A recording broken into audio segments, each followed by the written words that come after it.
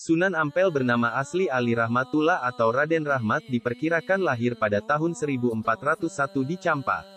Ada dua pendapat mengenai lokasi Champa ini. Ensiklopedia van Nederlandes Indi mengatakan bahwa Champa adalah satu negeri kecil yang terletak di Kamboja. Pendapat lain, Raffles menyatakan bahwa Champa terletak di Aceh yang kini bernama Jumpa.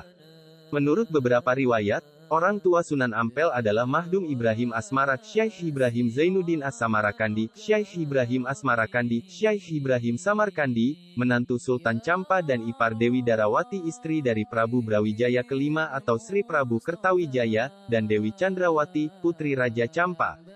Sunan Ampel memiliki dua istri, istri pertama, yaitu, Dewi Condrowati alias Nyai Ageng Manila binti Aryo Tejo Al-Abashi, berputera, Maulana Mahdum Ibrahim Raden Mahdum Ibrahim, Sunan Bonang Syarifuddin, Raden Kasim, Sunan Derajat Siti Syariah, Nyai Ageng Maloka, Nyai Ageng Manyuran Siti Mutmainah Siti Hafsah. Istri kedua adalah Dewi Karimah binti Ki Kembang Kuning, berputera, Dewi Murtasiyah, istri Sunan Giri Dewi Murtasimah Asyika, istri Raden Fatah Raden Husamuddin, Sunan Lamongan. Raden Zainal Abidin, Sunan Demak. Pangeran Tumapel Raden Fakih, Sunan Ampel II. Nasab Nabi Muhammad Rasulullah SAW. Sayyidah Fatimah Az-Zahra Ali bin Abi Thalib, binti Al-Imam Al-Husain bin Al-Imam Ali Zainal Abidin bin Al-Imam Muhammad Al-Bakir bin Al-Imam Jafar Sadiq bin Al-Imam Ali Al-Uraidi bin Al-Imam Muhammad An-Nakib bin Al-Imam Isa Ar-Rumi bin Al-Imam Ahmad Al-Muhajir bin As-Sayyid Ubaidillah bin As-Sayyid Alwi bin As-Sayyid Muhammad bin As-Sayyid Alwi bin As-Sayyid Ali Hali, Kasam bin As-Sayyid Muhammad Sahib Mirbat bin As-Sayyid Alwi Amil Fakih bin As-Sayyid Abdul Malik Azmatkan bin As-Sayyid Abdullah bin As-Sayyid Ahmad Jalaluddin bin As-Sayyid Husain Jamaluddin bin As-Sayyid Ibrahim Zainuddin As-Samarkandi As-Sayyid Ali Rahmatullah. Sunan Ampel diperkirakan wafat pada tahun 1481 di Demak dan dimakamkan di sebelah barat Masjid Ampel, Surabaya. Hingga kini, makamnya kerap dikunjungi masyarakat yang ingin berziarah. Dari kecil hingga remaja Ali Rahmatullah menghabiskan waktu di Champa dibimbing langsung oleh ayahanda beliau Syekh Ibrahim Zainuddin As-Samarkandi, Syekh Ibrahim Asmarakandi. Kemudian tidak hanya itu, melainkan Ali Rahmatullah juga pernah menimba ilmu agama di Pasai, Lokse Umawe, Aceh. Anak-anak beliau yang meneruskan perjuangannya adalah, Maulana Mahdum Ibrahim, Sunan Bonang Syarifuddin, Sunan Derajat Syarifah, yang merupakan istri dari Sunan Kudus Dewi Murtasiyah, istri Sunan Giri Dewi Asyika, istri Sunan Kalijaga Raden Husamuddin, Sunan Lamongan. Raden Zainal Abidin, Sunan Demak. Pangeran Tumapel Raden Fakih, Sunan Ampel II. Murid-murid Sunan Ampel yang terkenal adalah, Sunan Giri Raden Patah Raden Kusen. Dalam menyebarkan agama Islam, Sunan Ampel menggunakan cara pendekatan kultur kebudayaan karena masih banyak masyarakat yang menganut kuat kepercayaan lama. Sehingga menggunakan budaya yang sudah dikenal masyarakat dan mengisinya dengan ajaran Islam. Cara pendekatan dakwah Sunan Ampel di Jawa dengan cara menyesuaikan diri, menyerap, bersikap pragmatis dan menempuh cara yang berangsur-angsur. Sunan Ampel di sini memang dikenal memiliki kepekaan adaptasi, dapat dilihat dari cara beliau menamakan akidah dari syariat yang memperhatikan kondisi masyarakat. Kata salat diganti dengan sembahyang, asalnya sembah dan yang. Tempat ibadah juga tidak dinamai musola melainkan langgar, mirip dengan kata sanggar. Kemudian orang penuntut ilmu diberikan nama santri, yang berasal dari sastri orang yang tahu buku suci agama Hindu. Dari sini awal mula dakwah Ali Rahmatullah mulai berkembang dengan banyaknya masyarakat yang masuk Islam. Yang kemudian membangun sebuah langgar untuk tempat pendakwahan yang berkembang terus-menerus. Hingga pada akhirnya membangun sebuah pondok pesantren yang pada abad ke-15, pesantren ini menjadi sentra pendidikan yang sangat berpengaruh di wilayah Nusantara, bahkan mancanegara. Di antara santri beliau pada saat itu, Sunan Giri dan Raden Patah yang menyebarkan dakwah Islam ke Jawa dan Madura. Pada awalnya sistem pondok pesantren Ampel ini merupakan pengembangan dari kebudayaan pra-Islam yang pertama kali dipelopori oleh Syekh Maulana Malik Ibrahim. Tetapi, Sunan Ampel dianggap paling berhasil dalam mendidik ulama dan mengembangkan pesantren, dan dalam waktu singkat nama Ampel Denta sudah terkenal ke semua penjuru belahan bumi.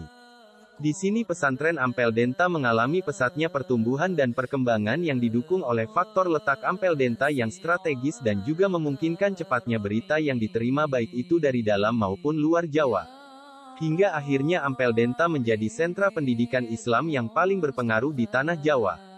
Sejalan dengan Islamisasi yang beliau lakukan, Sunan Ampel juga terkenal sebagai arsitek utama Masjid Demak 1479 m. Yang dimana Masjid Demak digunakan sebagai tempat berkumpul para wali dalam mendiskusikan bagaimana cara dakwah terhadap masyarakat terutama persoalan adat istiadat yang dipegang masyarakat sekitar. Hingga pernah suatu kali Sunan Ampel berdebat dengan Sunan Kalijaga tentang metode dakwah. Hingga nama beliau berganti menjadi Sunan Ampel sesuai dengan tempat di mana beliau menyebarkan dakwah. Sunan Ampel menganut fikih mazhab Hanafi, namun, beliau menyampaikan kepada santri-santrinya dengan 5 dasar yang sederhana pada penamaan akidah dan ibadah. Ajaran yang terkenal dengan falsafah atau istilah itu adalah, moh limo artinya, tidak melakukan 5 hal yang tercela. Moh main, artinya tidak berjudi moh ngombe, artinya tidak mabuk moh maling, artinya tidak mencuri moh madat, artinya tidak mengisap candu atau obat-obatan moh madon yang artinya tidak melakukan zina. Penerapan ajaran dasar ini bukan tanpa alasan. Di masa itu, kebanyakan masyarakat Jawa menganut animisme, yaitu kepercayaan terhadap makhluk-makhluk halus dan roh gaib. Selain itu, tradisi seperti sambung ayam, berjudi, hingga bersemadi masih kental di tanah Jawa. Tentu saja kepercayaan ini bertolak belakang dengan ajaran Islam. Sunan Ampel juga mengajarkan murid-muridnya ajaran ilmu tasawuf seperti bersabar, berpuasa, menjauhi diri dari keramaian. Harta benda Sunan Ampel contohkan dalam keseharian yang beliau lakukan.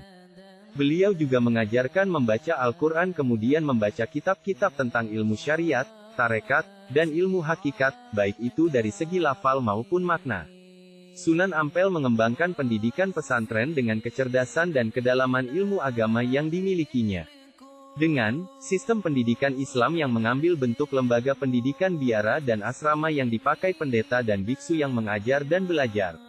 Oleh sebab itu, pesantren di masa itu masih memakai mandala-mandala Hindu-Buddha yang pengaruhnya masih terlihat sampai saat ini. Langkah yang ditempuh Sunan Ampel ini merupakan langkah persuasif edukatif dalam proses perkembangan Islam terhadap masyarakat setempat agar masyarakat setempat mudah untuk menerima nilai-nilai Islam.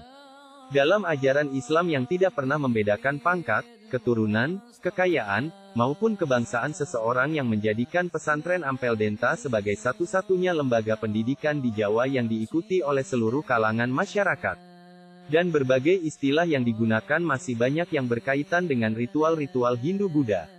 Pesantren Sunan Ampel tidak pernah membatasi seseorang yang menuntut ilmu dari penjuru dunia belajar kepadanya. Murid Sunan Ampel yang telah menguasai ilmu yang diberikan oleh Sunan Ampel melakukan pendakwaan atau penyebaran ilmu agama Islam yang berbasis pesantren.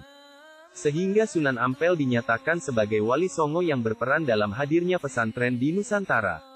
Sunan Ampel juga pernah menarik perhatian banyak orang dari segala penjuru dengan mengubah nama Sungai Brantas yang menuju ke Surabaya.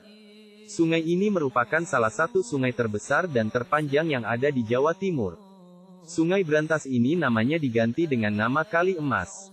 Selain mengubah nama Sungai Brantas, Sunan Ampel juga mengubah nama Pelabuhan Jelangga Manik dengan nama Tanjung Perak.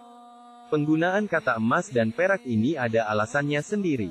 Dengan menyematkan kata emas dan perak, maka orang-orang akan berbondong-bondong datang ke Jawa Timur, terutama Surabaya karena percaya kalau di daerah tersebut terdapat harta karun yang melimpah seperti emas dan perak. Banyaknya orang yang berbondong-bondong datang ke Jawa Timur membuat Sunan Ampel memanfaatkan kesempatan tersebut untuk berdakwah dan menyebarkan agama Islam. Cara lain Sunan Ampel dalam berdakwah, yaitu dengan melakukan pendekatan terhadap tokoh-tokoh masyarakat dan orang-orang yang berpengaruh di Pulau Jawa. Inilah yang menjadikannya mendapat julukan sebagai wali pendakwah di jalur politik. Selain melakukan pendekatan dengan tokoh masyarakat, Sunan Ampel juga melakukan dakwah dengan cara membangun jaringan kekerabatan secara lebih luas. Caranya, yaitu dengan menikahkan anak-anaknya dengan orang-orang penting di Pulau Jawa. Sunan Ampel juga telah menggunakan cara berdakwah yang diterangkan dalam catatan historiografi lokal diketahui sebagai tokoh yang menjalankan amanat agama itu dengan sangat baik melalui prinsip dakwah mawizatul hasanah wa mujadalah dilatih hiya asan. Sebagaimana dicontohkan oleh Nabi Muhammad SAW. Dalam usaha dakwah yang dilakukan Raden Rahmat adalah membentuk jaringan kekerabatan melalui perkawinan-perkawinan para penyebar Islam dengan putri-putri penguasa bawahan Majapahit. Dengan demikian, ikatan kekeluargaan di antara umat Islam menjadi kuat.